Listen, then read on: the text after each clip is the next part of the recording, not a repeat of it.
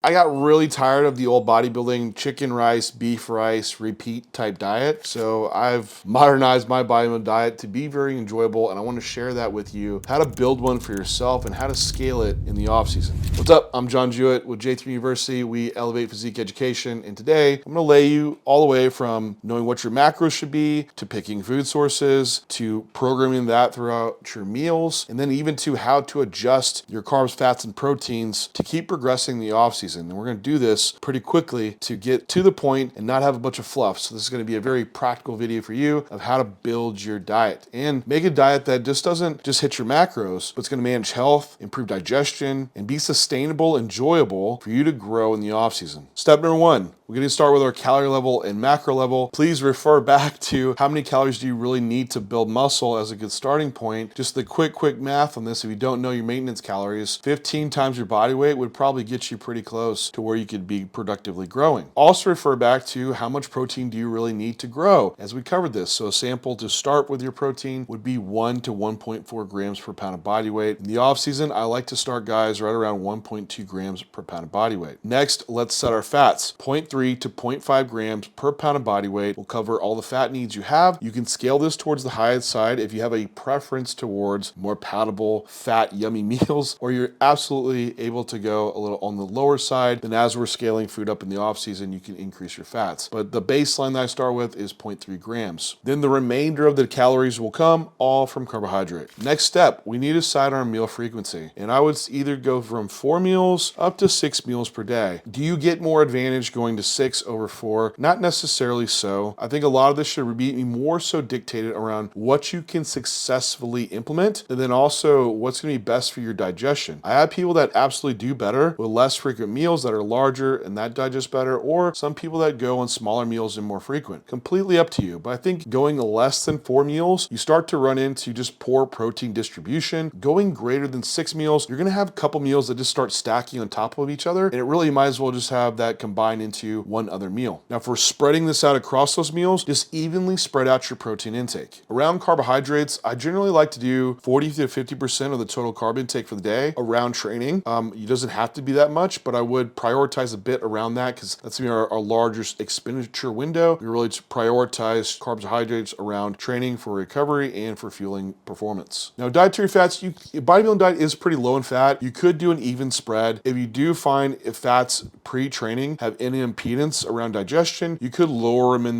around that training window, then just allocate them a bit later in the evening if that's what you prefer. Now, the only thing around the meal spread, I would say if your pre and post workout are farther than 5 hours apart around your training window, you might have like a mini meal before training, or even just make sure you have some adequate carbohydrate and amino acids during training. Could be as simple as 20 to 30 grams while you train and 10 grams of essential amino acids. Next, pick our food sources, and this is where we start getting beyond the macros, as I believe in having a variety of food sources so you can fill in the micronutrient gaps. So start with fiber here. With fiber, I want 35 to 40 grams per day for men, and then for females, 25 to 30 grams per day. I like to set that amount so people aren't picking carbohydrate sources that keep adding fiber in the diet that aren't adding glucose into fueling training and performance, also running into bloating or issues around digestion. We also don't want fiber so low either, which is very typical of standardized bodybuilding diets, which we see a lot of guys run into digestive problems with lack of fiber. And we know fiber is great for a lot of things around blood glucose control, inflammation, the microbiome, the lipid levels. The list goes on with fiber. It's something we definitely want in place. With protein, pick 3 to 4 consistent sources of different proteins. This could be chicken, beef, fish, eggs, shrimp. Just want some variety. With carbohydrates, pick 3 to 4 different types of starches that you want to utilize. This can be rice, oats, potato, cream of rice. No, that's another rice, but you get the idea. Then fats, again, same thing. Pick 3 to 4 different sources. This could be peanuts, you could do walnuts, avocado. You get out whole eggs into your fat sources as well. Then for fruits, I want you to pick 3 to 5 different fruits to eat every day. And that is why I don't have the carbohydrates. I'm not worried about that as being as varied. If you do have a lot of rice-based, as I really want the fruits to be priority to have the variety in, to bring more of the micronutrients and also the dietary fiber that we do need. Now, this can simply be done by grabbing like like a frozen fruit pack that has a medley in it. And that can, you get 2 different bags of medleys and you can easily check that box off. And then for veggies, I want you to have 5 to 7 different type of veggies with a variety of color in there. Same thing, buy a frozen bag of veggies that has a medley blend and you can check that box off. The goal here of what I want for intake is 300 to 500 grams of fruits and vegetables per day. This can easily be done with 75 to 100 grams of fruits and veggies with each of your meals. So let's just look at this in action now. Here's a diet that I made for a 220-pound bodybuilder for a training day. Okay, it's like 3,700 calories. This is 316 grams of protein, 450 grams of carbs, and 85 grams of fat with 42 grams of fiber present. This also diet lays out with 40 to 50% of carbohydrates around training and 550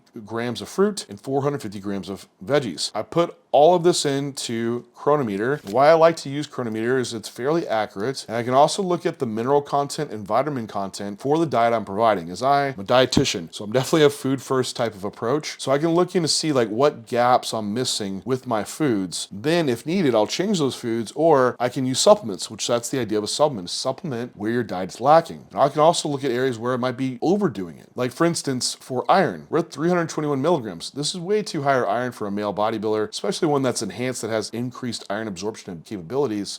We might want to make sure that we're picking jasmine rice that is not iron fortified. And then we also might see, hey, our vitamin D is really low. Vitamin D is a tough one to get from the diet. We definitely would want to be supplementing in that area. So it's a good way of checks and balances to make sure that you are knocking out those micronutrient aspects. Now, walking through this diet, we have our first meal, eggs and turkey, oats, blueberries, and a veggie mix. So we're checking all of our boxes of what we wanted for our diet variety. Meal 2 is going to be our pre-workout, and we are going to add a bit more carbohydrate into this meal, 60 grams of whey, some white rice, banana, and 25 grams of peanut butter to make like some kind of rice pudding. At your workout, we have some carbohydrates and amino acids. Then post-workout, we're going to have our solid meal present, chicken, rice, pineapple, some mac nut oil, and spinach and green beans mixed together. Meal 4, beef, or it can rotate with sockeye salmon. In the off season, that's what I like to do. Is I'm not a huge beef eater, but I'll rotate in sockeye salmon and then or have like beef as the option. Potatoes, you can do some melon and then asparagus plus carrots together. Then for our final meal, whey, Greek yogurt, some strawberries, and almond butter. So throughout this day, we're checking all of our boxes. We want a variety of fruits and veggies. We're hitting all of our macronutrient targets. We're putting carbohydrate around training, prioritizing that window, as that can be more of a preference based, and spreading our fats out evenly throughout the rest of the day with a little bit more towards bedtime